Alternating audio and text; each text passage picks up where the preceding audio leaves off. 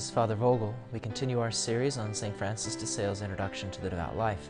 We are in his final part, Part 5, and we are in the midst of doing a once-a-year examination of our conscience with regard to how we've been doing following the devout life.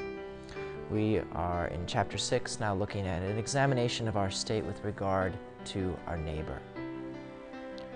St. Francis says that the love for one's husband or wife should be tender and peaceful, firm and continuous. It must hold the first place, since this is God's plan and will. I say the same for the love of one's children, close relatives and friends, each in its place. So he wants to have us first consider, how is our relationship like with our spouse, with our children, with our immediate family. He continues, generally speaking, what is your attitude towards your neighbor? Do you love him from your heart and for the love of God?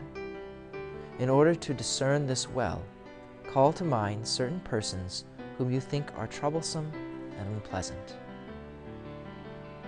It is especially in such cases that we practice the love of God towards our neighbor, and still more in loving those who do us harm by their actions or their words. Examine carefully whether you are sincere at heart with regard to them, or do you have great difficulty in loving them.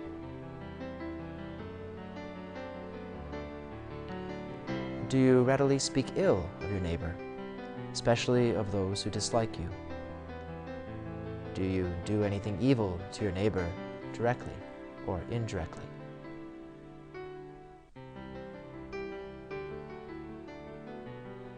This concludes the specific questions that St. Francis asks with regard to how we are treating our neighbor. God bless.